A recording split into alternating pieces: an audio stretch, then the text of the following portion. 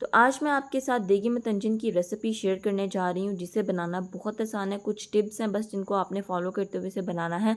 तो वो आज की इस वीडियो में मैं आपके साथ सारी की सारी शेयर करने लगी हूँ। आप लोगों ने वीडियो को बिना स्किप किए हुए जो है वो वॉच करना है। बहुत आसान सी टिप्स हैं, बहुत बेसिक चीज़ें हैं जिनको आप लोग भूल जाते हैं तो आपका मतंजन अच्छा नहीं बनता है। तो मेरा नाम सायरा और मैं वेलकम करती हूँ आप सबका सायरा किचन व्लॉग्स में। तो बस कुछ टिप्स को ध्यान में रखते हुए, कुछ चीज़ों को फॉलो करते हुए आप लोगों ने ये देगी मतंजन जो है वो घर पर ही तैयार कर लेना है। अगर आप लोगों ने इसे एक दफ़ा ट्राई किया तो आपके घर वाले जो हैं वो आपके फ़ैन हो जाएंगे। बहुत से लोगों को कलर की प्रॉब्लम आती है कि उनके कलर जो है वो बिल्कुल फैल जाते हैं, वाइट चावल बिल्कुल बीच में नज़र नहीं आते हैं। तो ये मिस्टेक वो कैसे करते हैं, वो किस पॉइंट पर होती है, ये मैं सारी चीज़ें आपको डिटेल में बताऊंगी। तो सबसे पहले हम चावल ले लेंगे। तो मैं यहाँ पर सेला चावल ले रही हूँ। जो देगी मतंजन होता है वो हमेशा सेला चावल के साथ ही बनता है। तो मैं यहाँ पर 1 किलो सेला चावल ले रही हूँ। 1 किलो के अंदर से मैंने आधा ग्लास जो है वो निकाल दिए थे। और अगर टोटल वैसे देखा जाए तो ये 2.5 ग्लास बने थे, यानी टोटल अगर 3 ग्लास हों तो आपके सेला चावल किलो के हिसाब से होते हैं, ठीक है। तो अगर आप इसमें से आधा ग्लास निकाल देंगे, उस क्वांटिटी में मैं जो है वो बना रही हूँ। तो अब यहाँ पर जो मेरे पास 2.5 ग्लास चावल हैं, तकरीबन 1 किलो के करीब चावल हैं। और उसके बाद अब आपने इनको अच्छे से वॉश कर लेना है, ठीक है। 2 से 3 मरतबा आपने इसके ऊपर से पानी जो है वो गुजारना है और उसके बाद ये अच्छे से साफ़ हो जाएंगे। अब आपने इनको पानी के अंदर डिप करके तकरीबन 1 से 1.5 घंटे के लिए भूल जाना है। जैसे ही टाइम हो जाए आपने फटाफट से एक पतीला लेना, बड़ा सा बड़ी सी कढ़ाई लेनी है। इसके अंदर पानी भर के आप लोगों ने डाल देना है और पानी को अच्छे से आपने गर्म होने देना है। जैसे ही इसके अंदर इस तरीके से हल्के हल्के बबल्स आना स्टार्ट हो जाए तो साथ ही आपने क्या करना है, जो चावल आपने डिप करके रखे हुए थे घंटा 2 घंटे पहले, वो आपने इसके अंदर जो है वो डाल देने हैं। अच्छे से आप लोगों ने इसके अंदर जो है चावल डालने हैं। आपने चावलों का कोई भी दाना जो है वो ज़ाहिर नहीं करना। इस पॉइंट पर मैं आपके साथ 2 टिप्स जो हैं वो शेयर करूंगी। टिप नंबर 1 ये होगी कि हमने जो है वो चावलों को 70% जो है वो इस पॉइंट पर कुक करना है। हमें किस तरीके से जो पता चलेगा कि ये 70% कुक हो चुके हैं वो भी मैं आपको बताऊंगी। इससे ज़्यादा आप लोगों ने इन्हें कुक नहीं करना है। 30% आप लोग किस तरीके से कुक करेंगे वो मैं आपको बताऊँगी। जैसे ही आपके चावल हो जाएँ, ठीक है, आपको लगे कि थोड़ा सा कुक होना स्टार्ट हो गया, आपने चेक करना है, एक दाना लेना है आपने और उसको थोड़ा सा जो है वो अपनी उंगलियों के दरमियान में ला के उसको तोड़ने की कोशिश करनी है। अगर उसके अंदर थोड़ी सी कसर बाकी है ना, इट्स मीन चावल हो चुके हैं।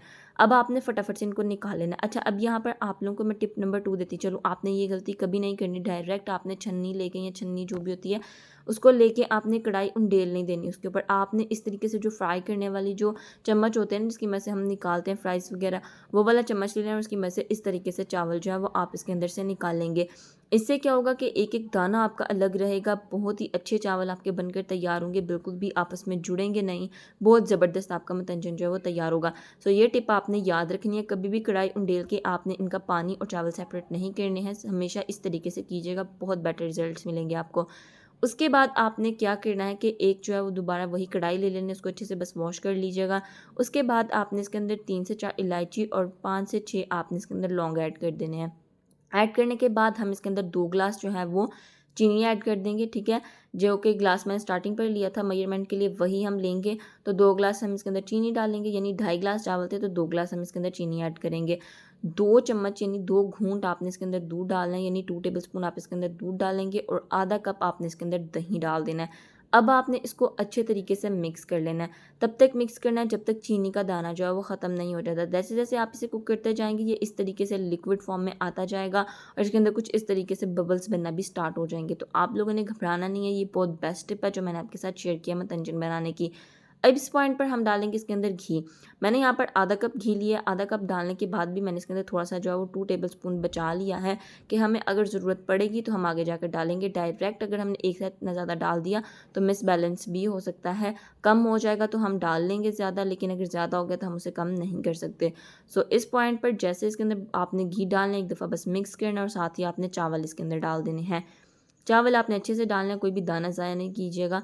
उसके बाद आपने हल्के हाथों से इसे जो है वो अच्छे तरीके से मिक्स करना है। बहुत ही हल्के हाथों से मिक्स कीजिएगा। ज़ोर ज़ोर से आपने चम्मच और स्पीड से चम्मच इसके अंदर नहीं चलाना। अच्छे से मिक्स करने के बाद अब आपने इसको तकरीबन 5 मिनट के लिए हाई फ्लेम पे छोड़ देना, ताकि इसके अंदर जो पानी है वो इसका ड्राई हो जाए। ऊपर से हम कुछ जो है वो ड्राई नट्स वगैरह ऐड करेंगे, जिनमें सबसे पहले मैंने इसके अंदर जो है वो ड्राई डेट्स जो है वो कट करके थोड़ी सी डाली हैं और कोकोनट डाला है। अब यहाँ पर आपने पानी को चेक करने के लिए अगेन इसको बस हिलाना है और 5 मिनट के बाद आपने चेक करना है। फ्लेम आपने इसके नीचे फुल हाई रखनी है ताकि इसका पानी जो है वो ड्राई हो जाए। आप लोगों ने जो है वो, मैंने आपको स्टार्टिंग पर बताया था कि आपने 70% चावलों को कुक करना है। तो आप लोग ये सोच ही रहे होंगे कि 30% हम कैसे कुक करेंगे। तो 30% इस पानी के अंदर जो है वो ये कुक हो जाएंगे। अगर आप लोगों ने इन स्टार्टिंग पर 100% कुक कर दिया होता तो इस पॉइंट पर आकर जब आप चीनी अपना पानी जब छोड़ते हैं उस पानी के अंदर इनको कुक करते तो ये ओवर कुक हो जाते हैं, जिससे ये आपके चावल बिल्कुल चिपके चिपके से आपस में जुड़े जुड़े से बनते हैं, खिले खिले नहीं बनते हैं। सो ये टिप्स होती हैं जिनको आपने याद रखना होता है।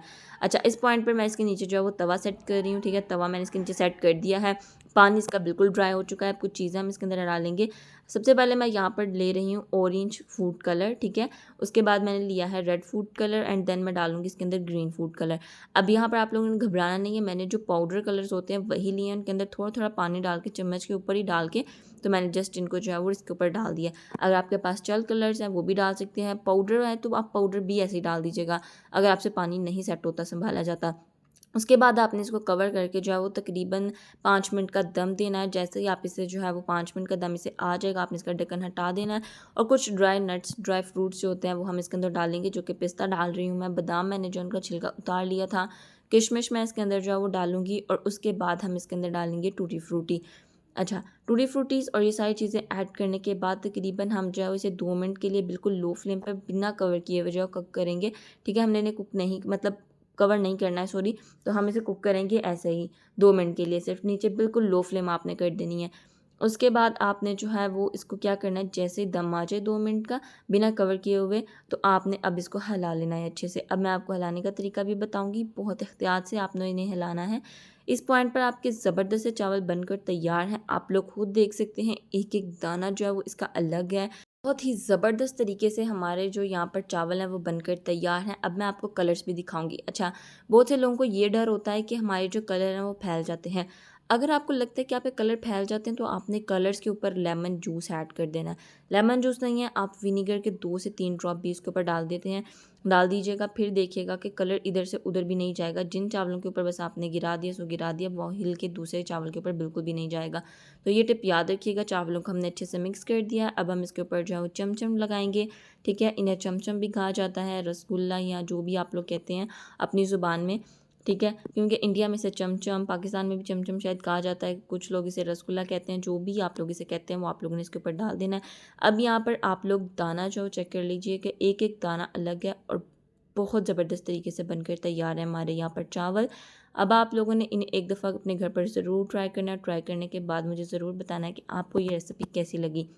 आई होप सो आपको अच्छी लगी होगी। मिलते हैं इंशाल्लाह नई नेक्स्ट वीडियो के साथ। अपना बहुत सारा ख्याल रखिएगा। तब तक के लिए अल्लाह हाफिज़।